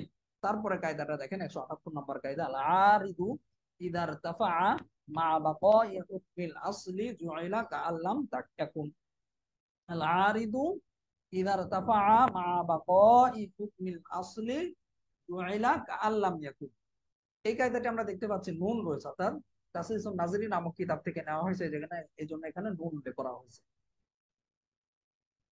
অর্থটা খেয়াল করে, আসলের হুকুম বাকি থাকা অবস্থায় যখন প্রতিবন্ধকতাটা দূর হয়ে যাবে, আসলের হুকুম বাকি থাকা অবস্থায় যখন প্রতিবন্ধকতাটা দূর হয়ে যাবে, দূরীভূত হয়ে যাবে, তখন মনে করা হবে যেন এই প্রতিবন্ধকতা বা এই বাধাটা ছিলই না। বুঝেছেন? আসলের হুকুম বাকি থাকা অবস্থায় যখন প্রতিবন্ধকতাটা বা বাধাটা দূর হয়ে যাবে, তখন মনে করা হবে যেন প্রতিবন্ধকতাটা কি ছিল না। যেমন এখানে দেখেন একটা মেসাল দেওয়া হয়েছে যে জাকাতের ক্ষেত্রে যে ব্যক্তির উপর জাকাত আদায় আহ খরচ হবে, তার জন্য যে জাকাতের নেসাবটা আছে, এই নেসাবের উপর একটা বছর অতিবাহিত হওয়া কিন্তু শক্ত। 1 বছর যদি তার কাছে নেশাব পরিমাণ সম্পদ থাকে জাকাতের, তারপরে তার জন্য জাকাত আবশ্যক হবে। এখন দেখা গেল যে কোন একজন ব্যক্তি আহ সে নেশাব পরিমাণ জাকাতের যে সম্পদ রয়েছে এটা তার কাছে আছে, তো বছরের মাঝখানে হঠাৎ করে যে কোনো ভাবে হোক তার কি ওই নেশাবের অংশ থেকে কোনো মাল কমে গেল বা নষ্ট হয়ে গেল বা ধ্বংস হয়ে গেল বা আহ, থাকলো না, যে কোনো ভাবে হোক, আবার এই বছরটা মানে শেষ হওয়ার আগে, পরিপূর্ণ হওয়ার আগে কি আবার তার নেশাব পূরণ হয়ে গেল, অর্থাৎ বছরের মাঝে ছিল না কিন্তু আবার শেষের দিকে এসে পূরণ হয়ে গেছে, তাহলে কি এই অবস্থায়ও ধরে নেওয়া হবে যে তার নেশাব কি সারা বছর তার নেশাব পরিমাণ মালের উপরই সারা বছর অতিবাহিত হয়েছে। এখানে ওই সামান্য সময়টাকে ধর্তব্য করা হবে না, মনে করা হবে যে প্রতিবন্ধকতা ছিলই না, যেটা আমরা কায়দার মধ্যে দেখলাম, আরিদু ইদার তাফা বা মা বাকাই হুকমিল আসলি জুইলা কাআল্লাম ইয়াকুন। আসলের হুকুম বাকি থাকা অবস্থায়, যেহেতু আসলের হুকুমটা বাকি রয়েছে, তো ওই অবস্থায় যদি প্রতিবন্ধকতা যেটা ছিল, যেটা আমরা জাকাতের ক্ষেত্রে দীর্ঘার মাঝখান তার প্রতিবন্ধকতা সৃষ্টি হয়েছে, যে জাকাতের কিছু মাল যেটা নেশাব ছিল এখান থেকে কিছু কমে গেছে, আবার পরবর্তীতে এটা দূর হয়ে গেছে। তা দূর হয়ে গেলে কি হবে, আবার যখন পূরণ হয়ে গেছে তখন মনে করা হবে যে এই প্রতিবন্ধকতা বা এই বাধাটা ছিলই না। বুঝেছেন? এরপরে কায়দাটা দেখেন, আর দুইটা কায়দা করে আমরা শেষ করে দেব। আল আরিদু ক্বাবলা হুসুলিল মাকসুদি বিশাইই কাল মুকতারিনি বিআসলি সাবাব। আল আরিদু ক্বাবলা হুসুলিল মাকসুদি বিশাইই কাল মুকতারিনি বিআসলি সাবাব। এই কায়দাটি আমরা দেখতে পাচ্ছি সিনিয়র রসাত শারহ সিয়ারে কাবির নামক কিতাব থেকে নেওয়া হয়েছে। অর্থটা খেয়াল করেন, কোন বস্তু দ্বারা উদ্দেশ্য পূরণ হওয়ার পূর্বে বাধা আসলে তা মূল বস্তুর সাথে সম্পৃক্ত হবে। বুঝেছেন? আল আরিদু ক্বাবলা হুসুলিল মাকসুদ বিশাইই কাল মুকতারিনি বিআসলি সাবাব। কোন বস্তুর দ্বারা উদ্দেশ্য পূরণ হওয়ার পূর্বে বাধা আসলে তা মূল বস্তুর সাথে যুক্ত হবে। দেখেন এখানে এবারতটা দেখে অর্থটা শুনে মনে হচ্ছে যে এটা নতুন কোনো কায়দা, আসলে নতুন না, পিছনে আমরা এই ধরনের কায়দা পড়ে এসেছি। যেমন আমরা মিসাল দিলে আপনারা বুঝতে পারবেন, একজন ব্যক্তি আহ তায়াম্মুম করে নামাজ, তায়াম্মুমকারী ব্যক্তি কি আহ পানির অভাবের কারণে বা পানি না থাকার কারণে সে তায়াম্মুম করে, তায়াম্মুম করলো।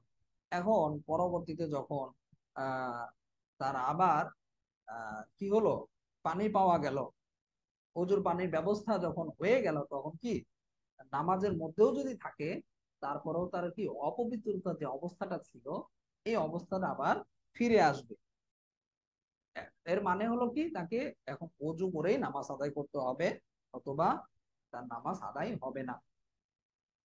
কারণ তায়াম্মুম দ্বারা যে উদ্দেশ্য ছিল এই উদ্দেশ্যটা আহ, পূরণ হওয়ার আগেই, উদ্দেশ্যটা নামাজটা পূরণ হওয়ার আগেই, তার আগেই যে আহ একটা বাধা সৃষ্টি হয়েছে, আর বাধাটা কি, সে পানি ব্যবহারের উপর সক্ষম হয়ে গেছে। এই জন্য তার জন্য কি যে তায়াম্মুমটা রয়েছে তায়াম্মুমটা বাতিল হয়ে যাবে। বুঝেছেন?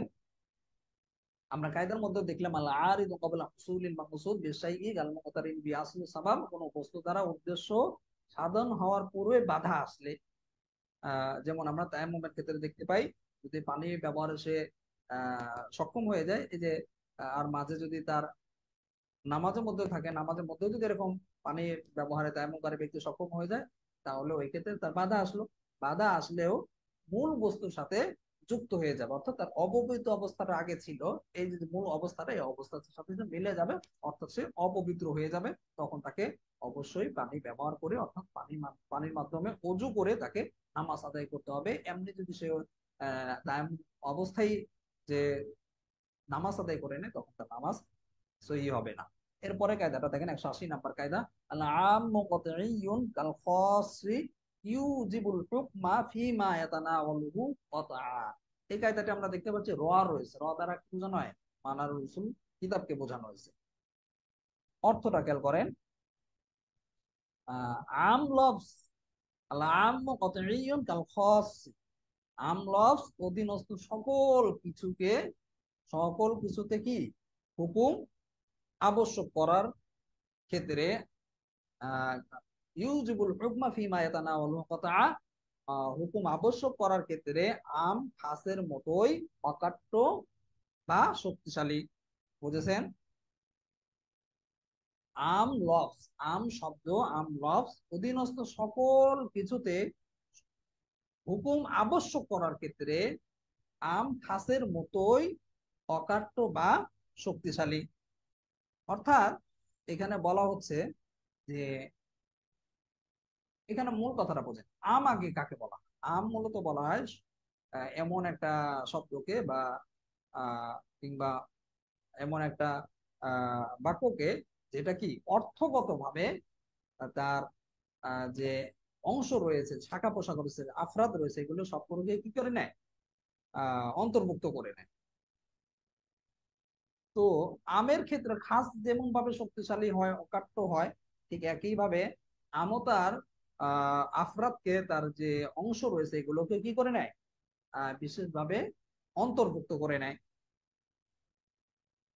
এখানে লম্বা চড়া একটা আলোচনা রয়েছে, এটা আমরা সবাই জানি। আর আপনারা চাইলে এই বিষয়ের উপরে সাবেক ছাত্রদের একটা তামরিন রয়েছে যে আহ, উটের পেশাব আহ, গায়ে লাগলে নামাজ হবে কিনা, বা এই মোটামুটি এই টাইপের একটা শিরোনাম হবে। মানে উটের পেশাব নিয়ে যে আছে, যেমন আমাদের দেশের লামাজাবি যারা আছে, আহলে হাদিস আছে, তারা বলে থাকে যে গরু ছাগলের পেশাব এগুলো কি না পাক না, এগুলো হলো পাক।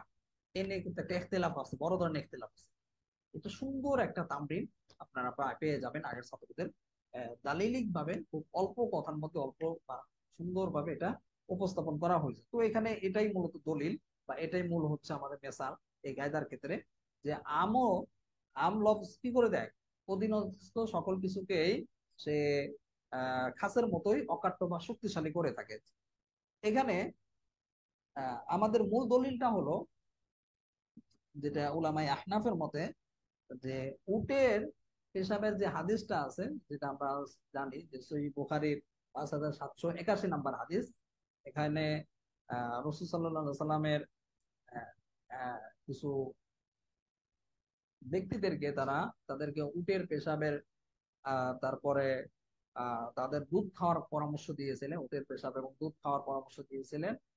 যে পরামর্শ দিয়ে এই জন্য দিয়েছেন যাতে করে তারা এইগুলো সেবন করলে তাদের ওই সময় যে একটা রোগ হয়েছিল রোগটা যেন ভালো হয়ে যায়। অর্থাৎ চিকিৎসা হিসেবে রাসূল সাল্লাল্লাহু আলাইহি সাল্লাম উটের পেশাব এবং দুধ তখন খাওয়ার পরামর্শ দিয়েছেন, যেটা আমরা সহিহ বুখারীর মধ্যে 5781 নাম্বার হাদিসের মধ্যে দেখতে পাই। দেখেন, এখানে রাসূল সাল্লাল্লাহু আলাইহি সাল্লাম বিশেষ ভাবে ওই সময় হয়তো চিকিৎসা হিসেবে এরকম ছিল, এখনো আমরা দেখতে পাই চিকিৎসার জন্য বিভিন্ন বস্তু কিন্তু ব্যবহার করা হয়। যেমন মনে করেন আহ যে সাপ আছে, সাপের বিষও কিন্তু চিকিৎসার জন্য অনেক ক্ষেত্রে উপকারী। বিভিন্ন ক্ষেত্রে সাপের বিষও অনেক মানুষের জন্য বিভিন্ন রোগের শেফা স্বরূপ হয়ে থাকে। তো রাসূল সাল্লাল্লাহু আলাইহি সাল্লাম ওইখানে ওই সময় চিকিৎসা হিসেবে এটা বলেছিলেন। তো এর মানে এই নয় যে উটের পেশাব তারা সেবন করছে, খেয়েছে বা ব্যবহার করেছে এই জন্য এটা জায়েজ হয়েছে। এটা ব্যক্তি বিশেষের জন্য ছিল, ওই সময়ের জন্য ছিল, এটা আম ভাবে রাসূল সাল্লাল্লাহু আলাইহি ওয়াসাল্লাম বলেন নাই। যেটা আমরা আম ভাবে অন্য হাদিসের মধ্যে, অন্যান্য হাদিসের মধ্যে দেখতে পাই, যেমন ইস্তানজাহু মিনাল বাউল।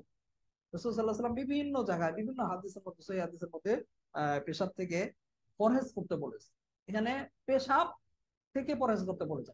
পেশাবটা কি গরুরও হতে পারে, ছাগলও হতে পারে, উটেরও হতে পারে, ছাগল যে কোনো মানুষের হতে পারে। যেহেতু এখানে আম ভাবে বলেছেন যে তোমরা খ্রিস্টান যাও মিনাল বাউল ফাইন আম মাতে আযাব আল কবরি মিনহু, অর্থাৎ কবরে আযাব কিন্তু অধিকাংশ সময় কবরে আযাব এই পেশাবের কারণ হয়ে থাকে। এই জন্য রাসূল বলছেন তোমরা পেশাব থেকে পরহেজ করো, নিজেদেরকে হেফাজত করো।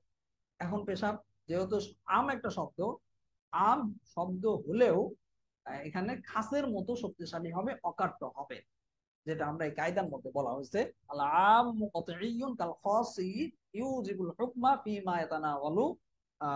আম লফজ অধীনস্থ সকল কিছুতে হুকুম আবশ্যক করার ক্ষেত্রে খাসের মতোই অকাট্য বা শক্তিশালী হয়ে থাকে। খাস যেমন অকাট্য বা শক্তিশালী হয়, আমটা ওই রকম শক্তিশালী এবং আহ আহ, আম ভাবে ওইটা বোঝাবে, যেটা আমরা দেখতে পাচ্ছি যে মেসালের মধ্যে ইস্তানজাহু মিনাল বাউল।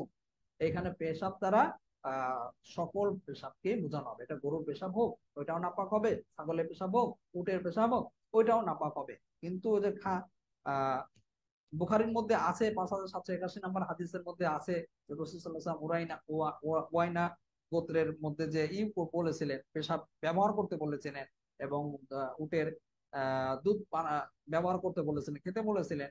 এটা ছিল ব্যক্তি বিশেষের জন্য। আর এখানে লম্বা চড়া একটা আলোচনা আছে আপনারা জানেন। আর এটা নিয়ে অনেক সময় কিছু কিছু অবিশ্বাসীরা, নাস্তিকরা অনেক প্রশ্ন তোলে, এগুলোরও সুন্দর সুন্দর জবাব আছে, ওলামায়ে কেরাম দিয়েছেন। ওইটা আমাদের মূল উদ্দেশ্য না। এখানে মূল উদ্দেশ্য হলো এখানে হাদিসটির মধ্যে আহ আম যে শব্দটা আছে, আমটা নাসেখ হবে, অর্থাৎ উরাইনাই উরাইনার যে ইটা আছে, মানে যে হাদিসটা রয়েছে আমরা সহিহ বুখারীর মধ্যে তাই দেখতে পাই, এই হাদিসটা মানসুখ হিসেবে ধরা হবে। কিসের মাধ্যমে?